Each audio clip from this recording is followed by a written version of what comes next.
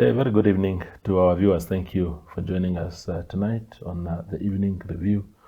My name is Taiwan Jabela, your host. Tonight we are welcoming back to the platform William Minnie. He is spokesperson of the LPM Youth Wing. He was here recently, and that was because they were fighting some big battles at UNAM, where political activities are banned on campus, and they had running battles with with the leadership of the university. But this time around, William is here to discuss with us the youth manifesto, perhaps one of its kind, by his party, the LPM, which was launched over the weekend, just to reflect and absorb its content.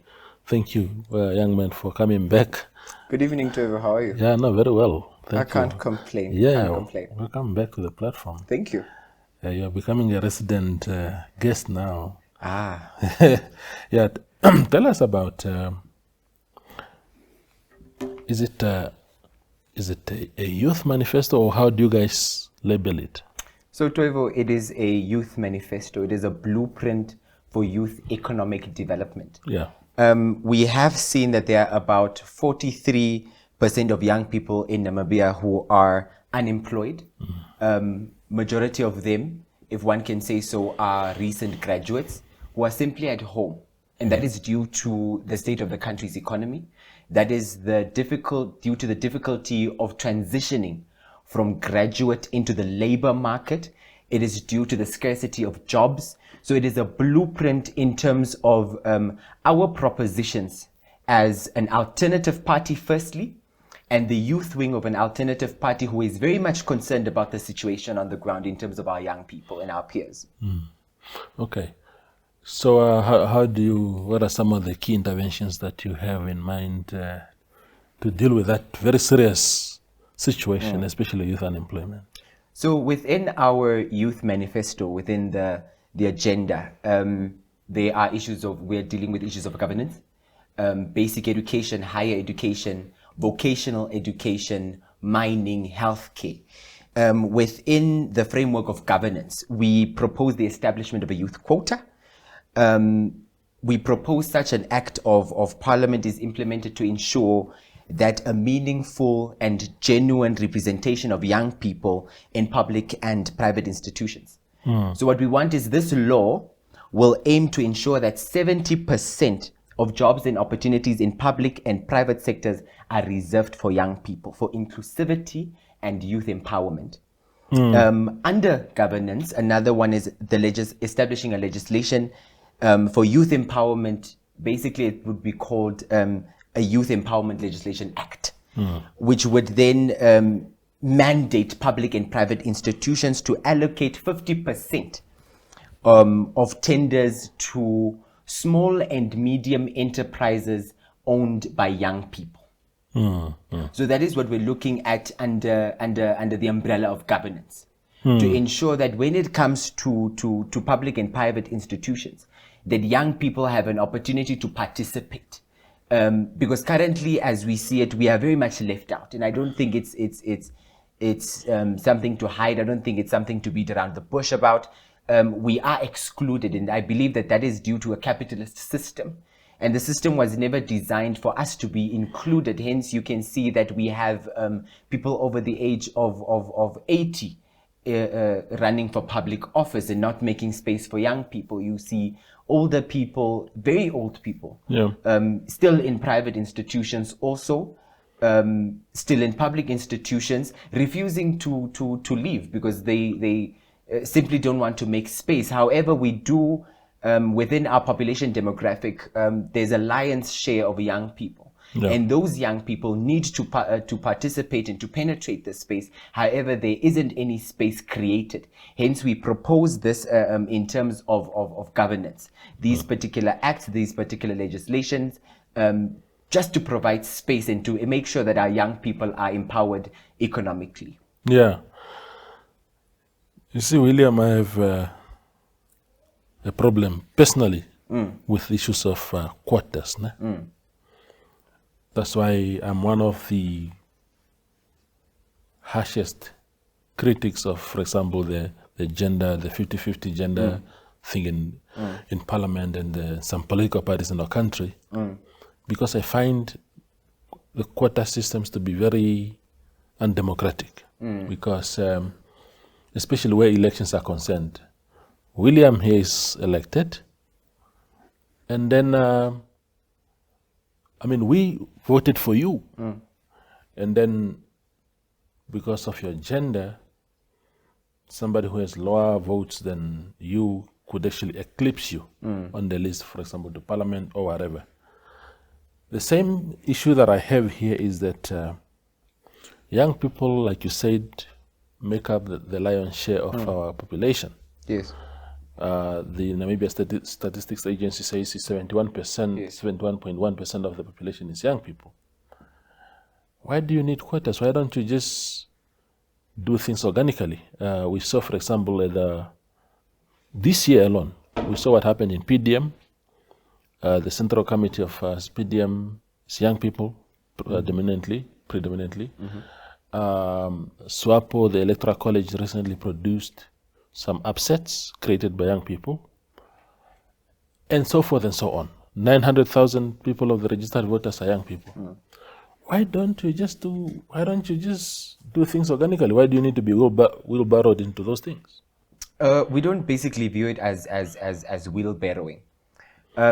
As a youth command, we chose the quota system for a particular reason, and that is to make sure that even in that, you say it's undemocratic, but we say it is to distribute, to make sure that it is fair, to ensure fairness in the process of allocation for young people. We say 50%. Yeah.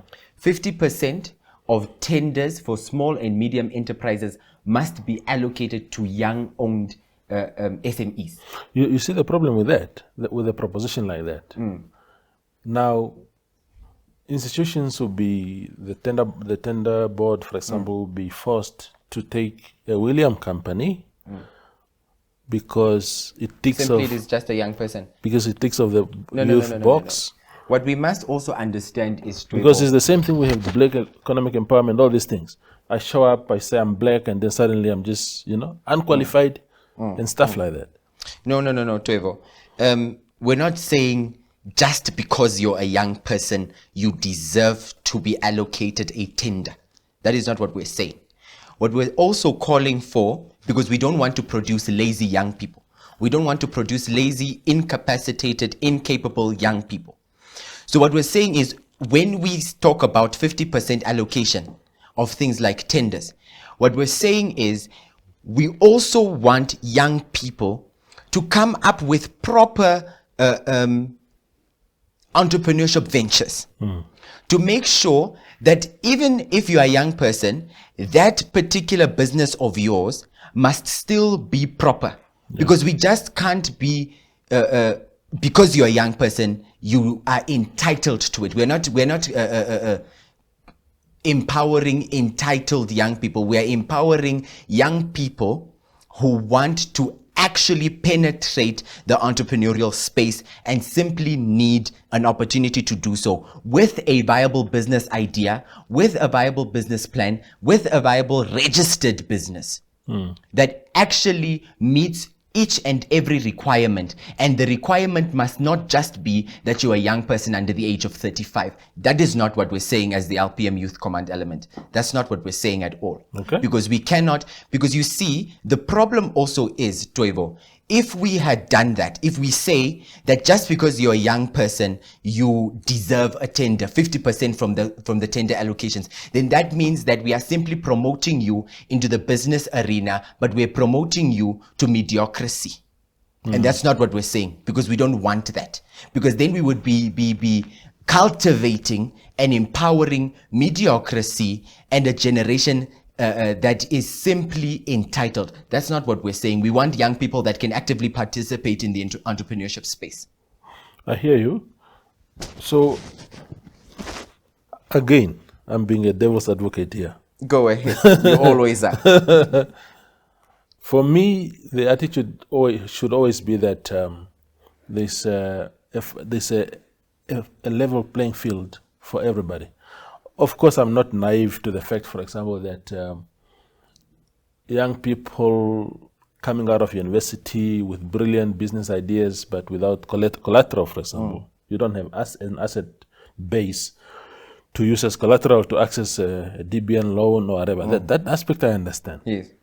But aside from that, I just think that we must create an organic level field, and whoever is having the merits that are required goes through. I see, for example, here. But Toivo, no, I'm going to stop you there. I'm going to stop you there. Yeah, please proceed. Because you have young people who actually want to enter the space, who actually meet the requirements, but we know how tender allocation works. You think tenders, really, William, you want to tell me that? We know how it works in this particular country. I get you. But you want to tell me, really, that age plays any role in how you dish out tenders to people? I don't think anybody looks at age. I don't think anyone looks at maybe things like whether a person is male or female and it's a construction company or a construction tender, and maybe they think that it's a masculine kind of work. Maybe those things play a little role, but to suggest that somehow people say, oh, he's young now, I can't do that. People will just look at the requirements and your company, your capabilities, your track record, and then you do. I'm sure, Trevor, that many young people have applied, but did not receive. Because of their age? No. Not just because of age. We must not act naive at all to how systems work in our country. We would be very stupid to do so, and we're definitely not that. We understand how it works in this country, and that is what we're trying to get rid of as the LPM Youth Command element. Because we know that if it continues like this, then it will be very difficult for young people to become economically emancipated. And what we want is for an economically strong youth population. That is what LPM wants. That is what the LPM government wants. If we are elected into government, when we're elected into government, actually, that is what we want. Because if things continue the way that they are, then young people are never going to get a seat at the table if they are not politically or economically connected to the correct people. Let me ask you, William, here.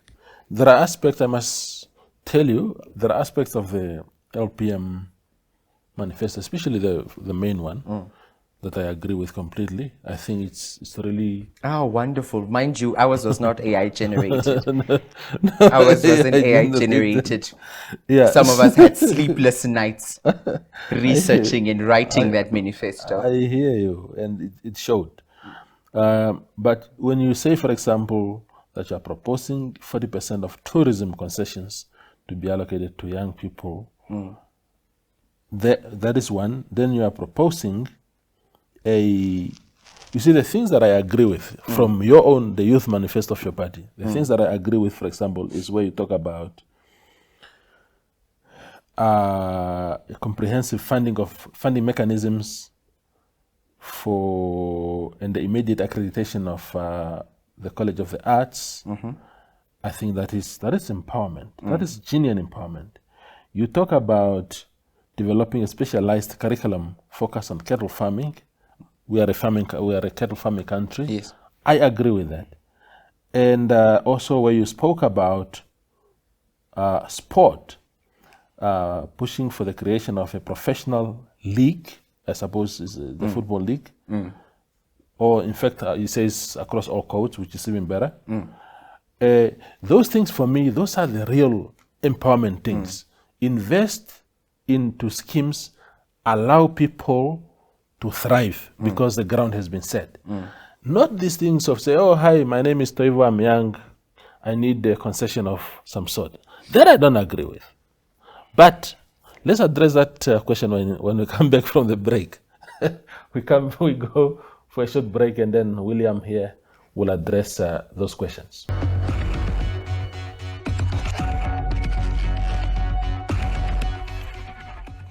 Our conversation with William Minnie continues. So what do you say to my question of, that investing in young people's future, sport, creating facilities stadiums and golf courses, I suppose, whoever plays in that kind of space, investing in their education to make sure that when they emerge out of the UNAMs of this world, the College of the Arts of this world, they can compete equally with others. Why isn't that your focus rather than saying, oh, no, give us concession in tourism? Oh, no. Trevor, I think it would be unjust to say that, because when you speak like that, you are basically trying to portray the manifesto as simply give the young people, give the young people, give the young people. It's in black and white in the manifesto. That's basically what you're portraying. And if you read that manifesto very carefully, you would see that we speak very much from a point of empowering, also very practically. So it's not just a thing about giving, but it's a thing about strategically allocating to make sure that there is a space for young people to participate in certain areas where they currently are not. I'll take you to education, right? So if you look at our current education system, even this revised one, what type of young people, what type of learners, future students, future employees are we currently cultivating, especially in the basic education sector? If we look at the LPM Youth Command Elements manifesto, and I want to start from grassroots level. If we look at our proposition in terms of basic education, we say we want a competence-based curriculum that focuses on enhancing practical skills of young people, of learners in specific fields of interest, and also highlighting that we want a full-on participation of STEM within the curriculum as well. Our current curriculum cultivates very lazy young people also. Trevor, tell me why in our basic education curriculum we have learners who are being taught how to draw locusts. You spoke about agriculture here. What if why do we have all across the board, every young person in that class is being told to draw a locust? Why? Is it my interest to enter agriculture? No. Is it John's interest to enter agriculture? Yes. So why don't we focus on learners like John, Maria, and Cairo, who have an interest in agriculture? Why don't we have an education system that focuses on particular skills for specific young people who want to enter different fields? That is the problem that we have. So we are proposing on grassroots level a competence-based curriculum that will enhance the skills of each and every learner in the field that they can thrive in. That's how we want to start with the reform.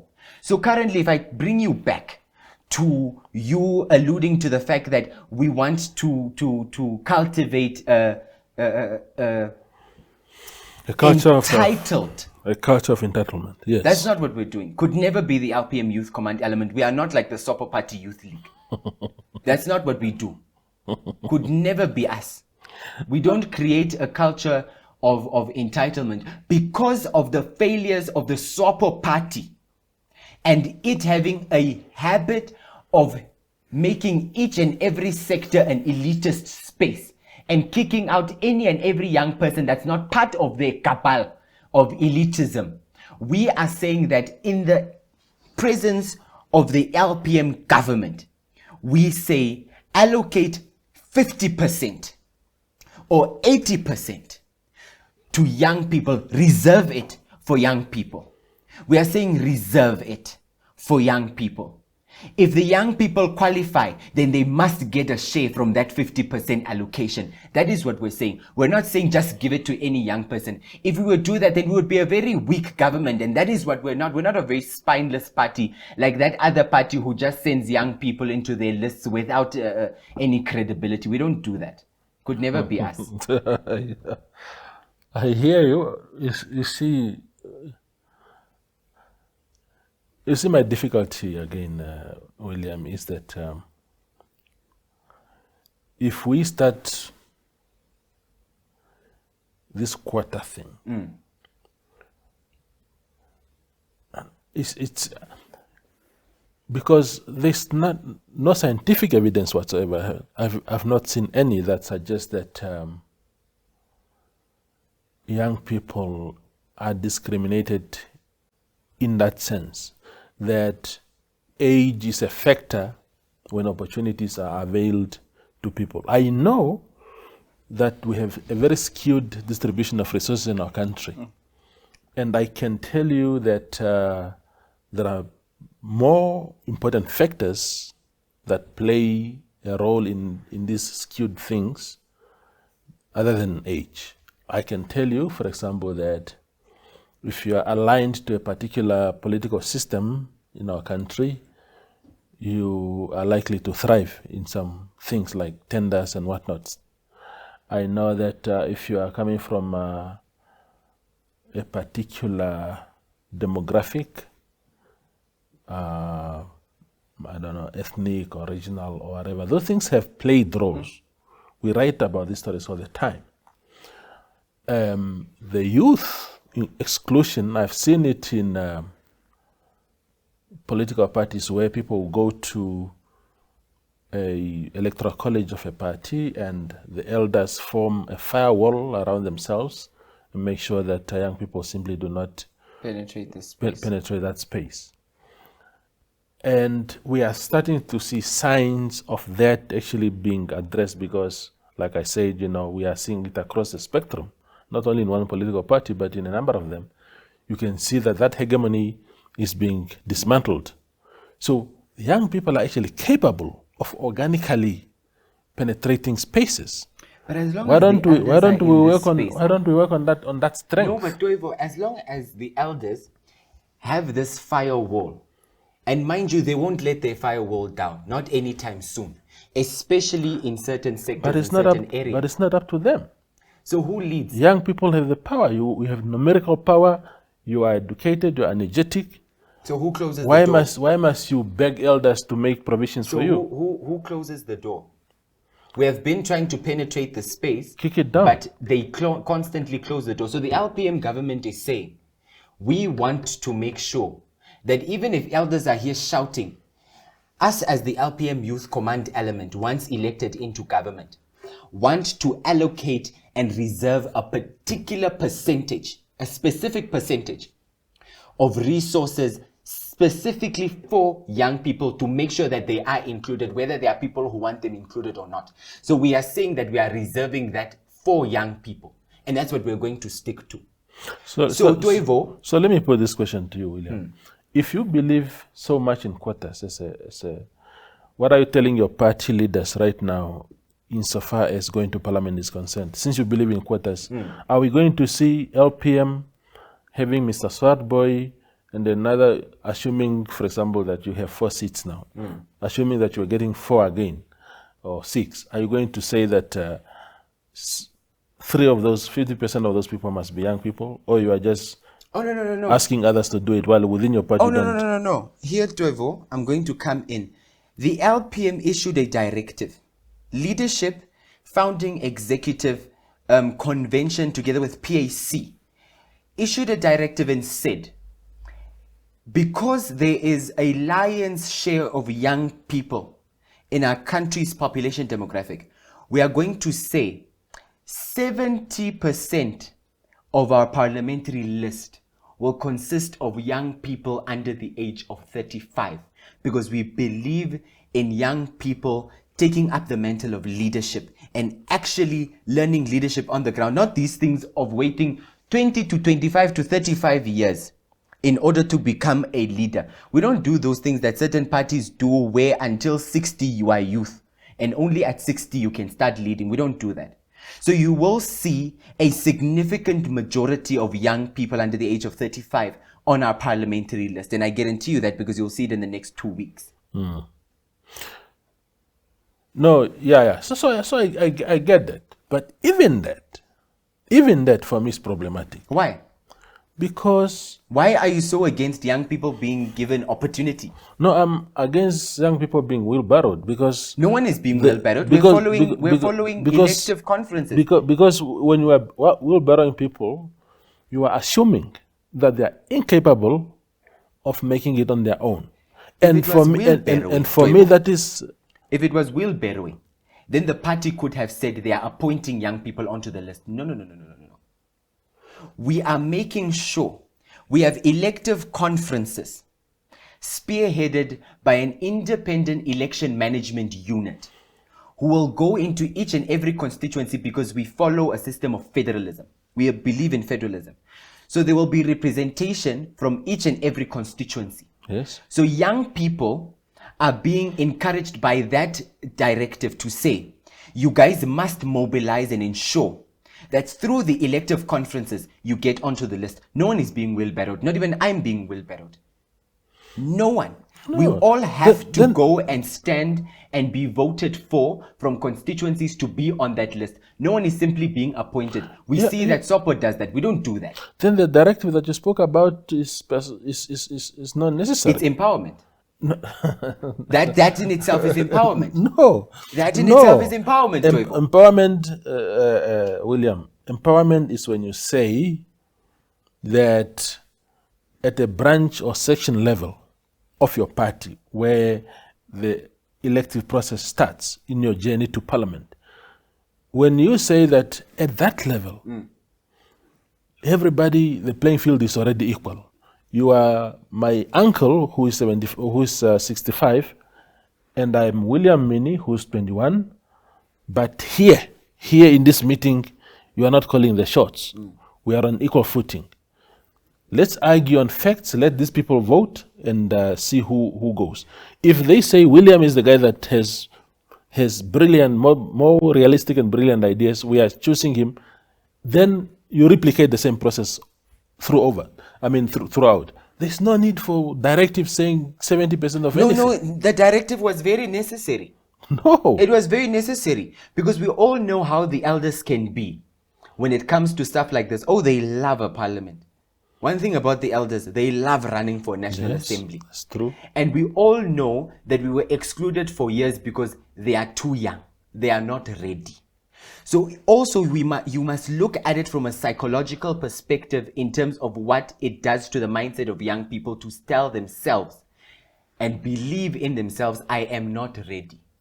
So that directive, for me personally, showed me that this party believes in the empowerment of young people, and I actually stand a chance to compete at local at constituency level without having to be told by my elders in the constituency, this is not your time. I can run fairly because the directive was given and I've been empowered.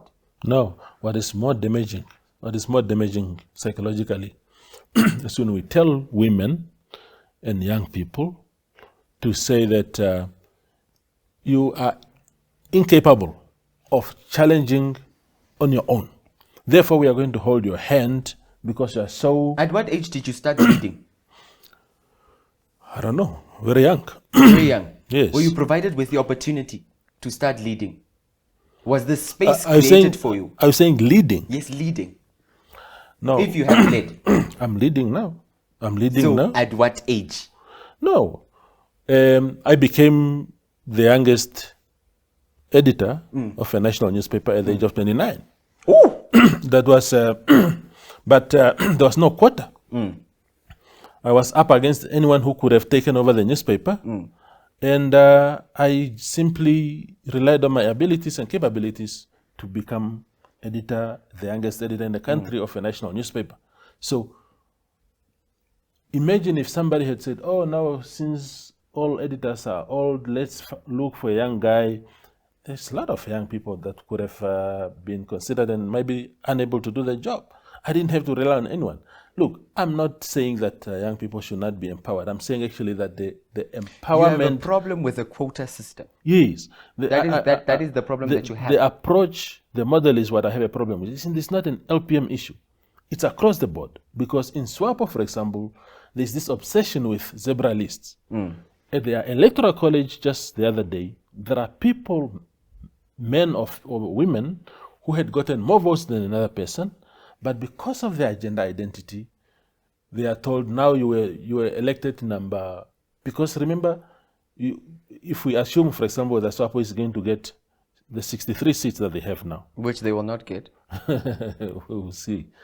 So somebody who's at 60, who was maybe at 57, they are now almost at 70 after this whole thing. The people at that electoral college voted for that person. This is the comrade that we want to parliament. We like his ideas, we like his ideology, we know his contribution to the party. We give him at number 57, we know he's going to parliament.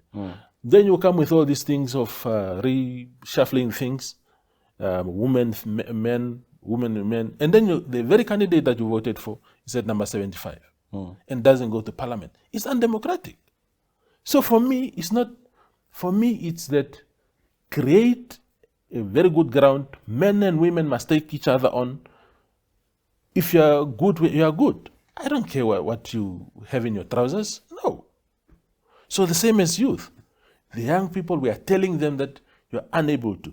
I mean, look, I'm saying there are things that you must consider, like coming out of university, young, without assets.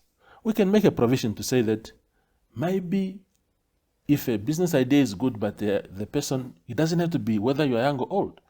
The person really doesn't have collateral. How do we help those, whether they are young or old? Then we do that. But to say now, no, it's only the young within the entire share. Yeah.